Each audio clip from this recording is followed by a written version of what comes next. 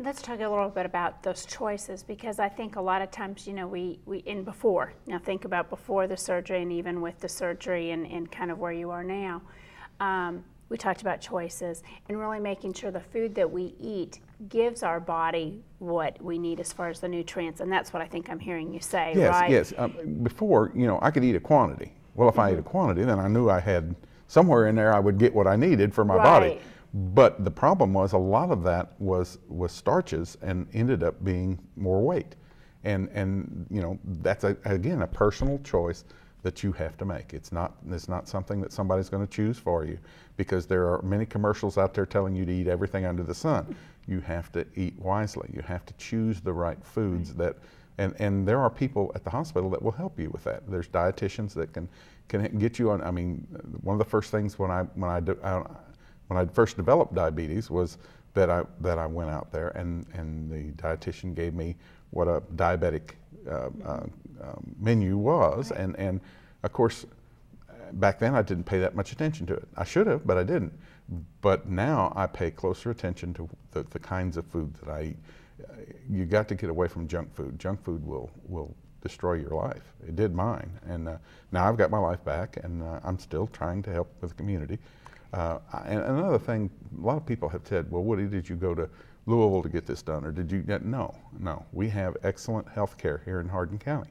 You don't need to go to Louisville or anywhere else to get that done. Now, yes, if you have a specialized condition where there are specialized people that can help you with that, but everything I've had done has been in Hardin Memorial. I like that because, first of all, it gives my family a very short trip to come see me. Right. And if you're in Louisville or in Lexington or wherever you might be, that puts a burden on your family. And second of all, the people that work at Hardin Memorial Hospital live in this community, and they take care of their own folks. And they do a very, very good job. You spend maybe 15 minutes a day. If you're in the hospital, you'll spend maybe at the longest 15 minutes a day with your doctor. But you spend 24 hours with the nursing and the nursing staff, and they're wonderful, wonderful people. Well, thanks. I like working with them. I think you brought up some great points, because in our community we do have a lot of resources, and those resources expand, you know, with the medical community and collaborating with, of course, all the other facilities that we have and organizations here too. And you can understand now, with what you have been through, how everything works together. Yes. You can't have learning to eat right without doing a little bit of the exercise, without understanding that I might need to take this medication. It all works together to make you a better person. Exactly. And we have in our community professionals that have gathered together, and everything is here. Everything you need is here. And I feel extremely fortunate. Had the Aquatic Center not been there, had the lap band surgery not been available, had the knee surgeon not been available, none of this would have happened, and I would probably be dead by now. But they are here, and I didn't have to go anywhere to have it done. I had it done right here at home, in and out of the hospital several times, but every time was a very positive experience. So I'm totally happy with what happened here.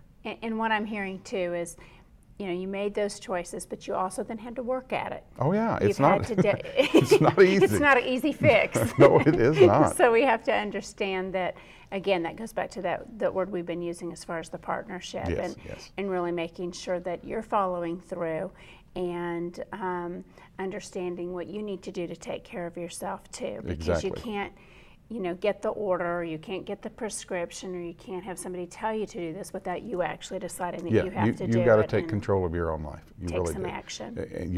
You can't rely on the medical field to make your decisions, because they can't do that. You have to make your own decisions, and those decisions have to be wise ones. And you have excellent people around to advise you, but the bottom line is the hard work is yours.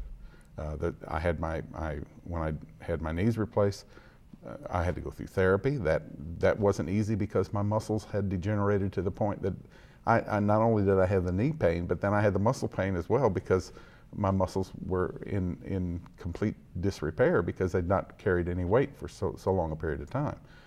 It's just that it takes determination. You've got to decide that I am going to take control of my life. I'm not going to allow my apathy about things to rule my life. And I think things that sometimes we take for granted, then when those things happen to us and you had gotten into that state of not being able to really do the things that you used to do and the things that you used to be able to enjoy, you think, what in the world? Yeah, how did I get here? How did I get there? Yeah, and you know, I had worried. I was concerned about my community. I was the fire training coordinator for 27 years. I worried about my firefighters. I worried about every one of the communities, but I didn't spend any time worrying about me. And that was my mistake, because really, even though you have family, nobody else can make those decisions. You've got to make those decisions for yourself. If you're going to have a quality of life, and I've noticed a lot of obese people. I mean, it's a fact. Obesity in this country is an epidemic, and it's growing. And it really bothers me when I see little children who are extremely obese, because I know the road they got to go down, and I know the decisions they're going to have to make, and they're hard decisions. Right. We have to take care of ourselves in order to take care of other people. Exactly. And that's something that I think you were just saying. It took me a long time to realize that. Right. It really did. Because it's hard to do. I spent all my life worrying about other folks, and I did not spend any time worried about me. And I heard you just, you know, say too, with the children and with the obesity, what we can really do as adults is learn to be role models. Exactly. And I think, you know, we were talking a little earlier, you know, prior to the taping, that you have do you have grandchildren? I have 2 grandchildren, yeah, yes. Grandchildren. And what an excellent example, you know, you're able to give them now by helping them learn to take care of themselves and make some of those choices, because we have to be that role model for that future generation in order for them to have a healthy lifestyle. So that can be through you know, whether or not your choices as a family, that you decide you're going to go out and exercise together, or that you're, you know, when you eat out, that you're making healthy choices, or when you're cooking at home, hopefully they're cooking at home. Yeah. They're making the meal and understanding portion size and the types of foods that they choose to are good for them. There are enemies out there, and the enemies are things like French fries and all of that good gooey food that everybody likes to eat. They're once in a while foods, yeah, right? They are enemies. You've got to realize that they are enemies, and yes, can you have them every now and then? Sure, but do not make a steady diet of that kind of food, because it will end up killing you. It's just not worth it. There are healthy choices that you can make. And I think we've noticed that the accessibility is just, you know, it's on every corner. Every corner. It's on every Literally. shelf, and it's something that we have to not be as tempted by sometimes to grab and go. And those grab and goes can be just as easy as grabbing the apple or the banana. An apple or a banana or a piece of fruit those are of already some kind. prepackaged and we're ready to go. They're just ready to go. Just grab it and go with it. Those are those choices. Because those kinds of choices aid in your body. They don't deteriorate your body or add extra weight, because, like I said, children today are just inundated with I mean, you get a little toy in your meal, and it just more and more and more. Yeah, incentive to do the wrong choices, and I'm glad the schools now are looking at a better, a more health conscious diet for children, because it's just so important that we look at what we do, because we are responsible for it. This thing of blaming everybody else for what's happening is it's no good. You are responsible for your own life, and you've got to make choices that make that happen. Well, Woody, as a consumer in the healthcare industry, because you have had various surgeries, I know you have regular medical appointments that you have with your healthcare professional. I would call you a little bit of an expert, because you I don't know that I'm an expert. I just know the path that I've taken. You frequented the system a lot, but I also hear you talking about that responsibility. Do you have any tips? Because in making those decisions, it sounds to me like you were prepared when you went to meet with your healthcare professional. So when we go for those office visits, it can't be a one-way street. You both have to be able to talk to each other. So tell me, did you feel comfortable in asking questions, and when you encourage the viewers to do so? What I did in several cases is, when I thought I had a problem, first thing I would do is research a little bit on the internet so I get some knowledge.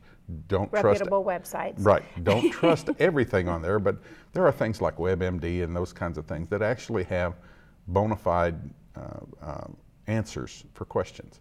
So go to your doctor informed and ask questions. Ask your doctor what is that? What is that medication? What does that medication do? What is the side effects of that medication?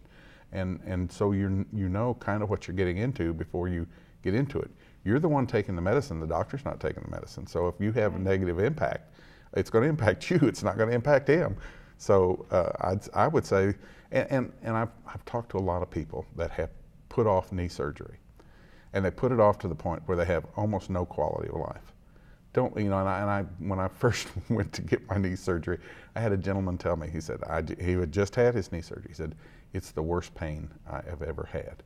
And I was so afraid. That was encouraging. Oh yeah, I really needed to hear that. So, but I went through with it. And if that's the worst pain he ever had, he didn't have any pain before. It hurt me worse to walk on my knees before I had the knee surgery than it did after. I never had as much pain as I did before I had the knee surgery. So I know of a lot of people that are putting off those kinds of decisions because they're afraid of the pain. The pain is not that bad. It really isn't. And the quality of life will improve significantly when you can get up and move around on your own. Right. Because I know we've got a lot of elderly people that just sit at home. They don't go out. They don't do things because it hurts too much to do that. But if you're putting off knee surgery or some kind of surgery, don't put it off, because the longer you put it off, the harder it is to rehab after you're done with it. Well, Woody, we so appreciate you being here. Okay. You've had great information and sharing your personal story. You really let us have some insight into what you've been through, but also the encouragement that you gave the viewers to really talk to their healthcare professional. You know, go online. We have HealthLink with Heart Memorial Health, and that's at www.hmh.net to find out information about disease processes. Some of the questions might be answered through the website, and really hope that they explore where they are, how they can take better care of themselves, and then partnering with their healthcare professional too to see you know, what medical interventions they may need too. So thank you for being here with us again, Woody, and we hope you tune in next month for another edition of Health in the Heartland.